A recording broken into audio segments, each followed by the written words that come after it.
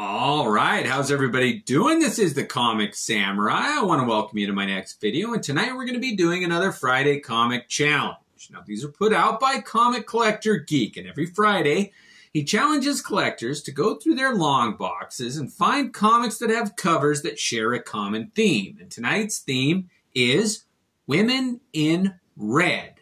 So let's go ahead and jump right in. First up, we got this Batman the Dark Knight #2.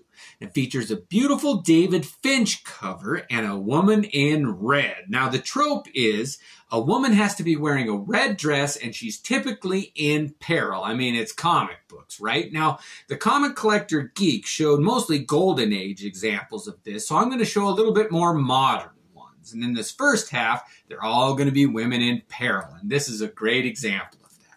Next up, we got Bad Planet #6, and this has got a beautiful Tim Bradstreet cover, and he is one of the most underrated artists. Everything that he does has such photorealism. It really is amazing. But the image of this woman in peril on the cover here is a great one. I really like this story. If you get a chance, it features, one of the issues is 3D on a couple pages too, so it's a fun series, but this one's got a great woman in red cover. Next up, we got Action Comics #584, and this one features, I think it's Wonder Girl on the cover here, being held up by Superman, done by John Byrne, as only he can do. I mean, think about it. It's Superman holding a woman up by the throat. It's like, it's hard to draw that where it'd be acceptable, but somehow John Byrne does it. And this woman in peril, the woman in red, is a great example of that trope. Next up, we got Sin City, The Babe Wore Red. And I couldn't leave this one out. I mean, the title is The Babe Wore Red, right? A woman in red. And right here, they're jumping through a window. And the only color that is used on the cover is red. Besides black and white, the image, they put a little bit of a highlight in it. And that was kind of a technique that Miller used in some of his Sin City issues. And it went to good effect on this one, with the woman in red. Next up, we got Wildcats Trilogy #2. Now, most of these were done by Jay Lee. He was a superstar at the time, and Jim Lee wanted to feature some of his work, and he did a great job on this one. Jay Lee, drawing, I think it's Zealot. I always said it's Zealot when I was a kid reading it, but I think it's supposed to be pronounced Zealot. And she is such a great character with a great costume, and the costume happens to be red. So we're transitioning into now superheroines who just happen to be have red costumes. And an example of that is Avengers #116 with the Scarlet Witch. I mean, that's right in her name too, Scarlet, Red Witch. And she's down there, and this is one of my favorite covers of hers. And it continues that series of the Defenders versus the Avengers. It went through both of those titles at this time. And this one's got the Vision versus the Silver Surfer. But it's got a great example of the woman in red. She's in peril again here. And it's strange to see. Well, I think that was kind of why the Scarlet Witch was introduced, to be kind of the foil, the one who they're supposed to rescue. In any event, let's move on to Spider-Woman #1. And when they introduced this character, her costume caught everybody off guard. It was a little bit different than Spider-Man's costume, but it was enough of a callback that people didn't go up in arms. And this is a great cover here with the spotlight highlighting her red costume. I really dig that. Next up, we got X Factor #13, and it couldn't go the whole series of Women in Red without mentioning Phoenix or Jean Grey or Marvel Girl. And this is her interpretation of Phoenix. And you can see her different iterations of her costume behind her there, done only by the great Walter Simonson. I mean, nobody else could have pulled this image off.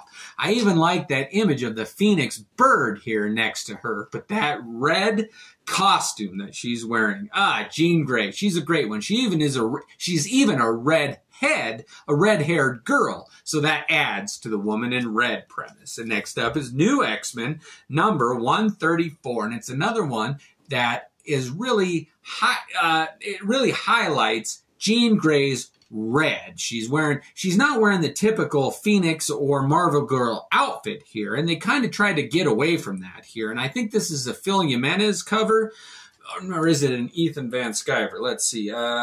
Well, it doesn't say, but in any event, it's a great image of Jean Grey, the woman in red. And you don't know if she's a hero or a villain in many of these, because the Phoenix was just a devastating force. But in this one, it really is a great red cover. Next up, we got Preacher number 16, and this is Tulip holding a gun, pointing it right at the viewer's face, and I just can't get enough of that when it's like, oh, there's a little bit of drama or a story there, but she's wearing a red dress, drawn by Glenn Fabry, and he has such a knack for capturing every detail in an image, and he did it on this one with that tulip in a red dress. What a great image that is.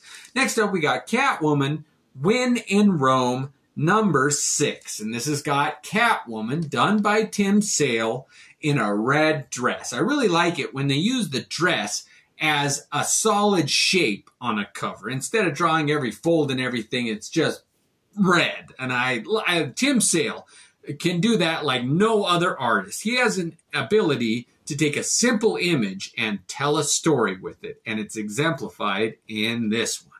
Next up, we got Daredevil, number 174. And another superheroine who wears red is Elektra. And this is one of my favorite covers done by Frank Miller of hers. And it's got Daredevil and even the Gladiator in the back there, and these swords in the foreground. I love covers that have a foreground, a midground, and a background. And this is that, and it also has a woman in red. Next up, we got Codename Knockout number 10. And what a great example of a woman in a red dress. Now, she's not in peril necessarily here, although there is an image behind her, but it's not foreboding. So she's just doing a dynamic pose here and accentuating not only the red dress, but the red high heels. And that's a great image on this one.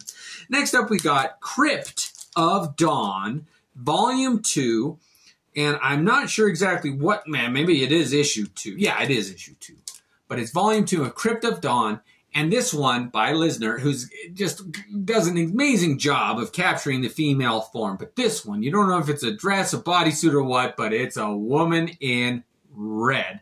And Lisner did such a great job of capturing the image of a woman in red on this one that I bought it based solely on the cover. And that's rare, but it happened to be a pretty good story too. But this cover, that woman in red, awesome. All right, I saved the best for last. And my favorite woman in red cover is this Moon Knight number 24. Now, I hope I don't butcher his name, but I think it's Bill Sienkiewicz. But it's Bill Sienkiewicz, and he does such a great job of sometimes using implied lines where they're not drawn, they're eliminated, but your eye connects the dots, and he did such a great job on this one. As a graphic designer, this is my all-time favorite graphically done cover. It's right up there with The Dark Knight number 1 with that silhouette of Batman and the lightning bolt. But other than that, this red image with the woman holding a crossbow, it just begs the question, what is the story here? With that stained glass mosaic in the background, it's one of my favorite images. I really dig this one. So those are my favorite woman in red covers. I want to know what yours are. Thanks a lot. Catch me next time. Have a great night.